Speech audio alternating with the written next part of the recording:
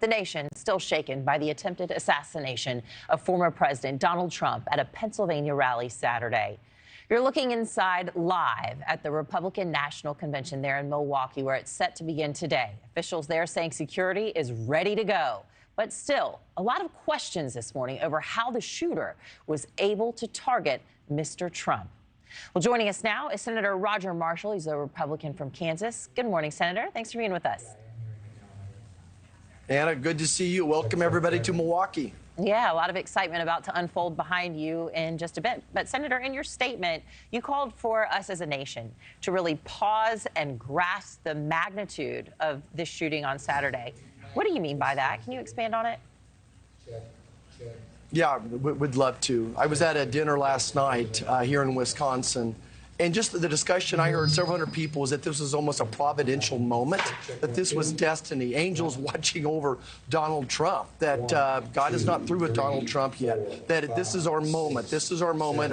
This is the greatest nation in the history of the world, but yet you look in the mirror, we've got our challenges. We're a nation in decline. So I think we've got a lot of work to do. Thank God for the great job the Secret Service did do. My dad was a police officer. I have a special place in my heart for those that keep us safe. Yeah, a lot going on behind you. I'm hearing a sound check, perhaps. Who knows? There's all sorts of entertainment that'll be going on there as well. But all of this is coming as the former president could be naming his running mate today. The conversation, the last 36 hours or so has shifted away from this, and we're starting to talk about it a bit more once again. Do you think this attempted assassination potentially could even change who the former president picks? Yeah, that's a great question. We hear all along the three names: Senator Vance, Senator Rubio, Governor Burgum as well. I think those are all great three picks. I'd be surprised if you went away from those. I know Senator Vance very well, Senator Rubio very well, and the senators from North Dakota just love their governor as well. So they'll be great picks, and they're going to be focused on making America great again. All right. Well, one of your Senate colleagues, J.D. Vance, you just talked about him. He's facing criticism this morning after he blamed the Biden campaign's rhetoric for this shooting. Do you see that impacting his chances at being VP? That's a great question. I think that President Trump's going to make the right decision.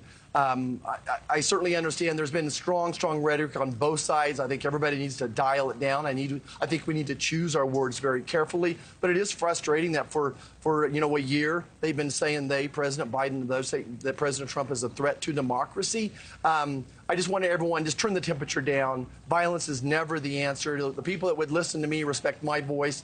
I'm as conservative as anybody. I'm as big a patriot as anybody out there. But this is not a time for violence. This is a time to take a breath and let's focus on the issues here. We need to secure our borders. We need to bring down the price of gas and groceries. It's that simple. Senator Marshall, do you blame the left and their rhetoric on what happened to Trump on Saturday? Look, there's plenty of blame to go around. I think the shooter alone is accountable for his actions in this particular case. I think it's just as simple as that. This was a horrible decision on the attempted. Well, he wasn't an assassin. I mean, we should be talking about the chief of the fire department there, Corey Comfortafor, and what a hero that he is. That's what we should be talking about today. That this assassin killed somebody. He injured two others seriously. By the grace of God, President Trump was spared. I think that's where the focus should be today. I think that we'll leave it up to the pontiff to decide who to blame. There needs to be an investigation. I have nothing but for compliments. In my eyes, what I saw was the Secret Service doing their job exactly as they'd been told to do it. That sniper job is not an easy job. He accomplished it with one shot. He did his job. I'm just proud of them. There's so much pressure on you in that heat of that moment. Very grateful for that. Thanks for watching, everybody. Go to joinnn.com to find NewsNation on your television provider. Also, don't forget to click that red subscribe button below to get more of NewsNation's fact-driven, unbiased coverage.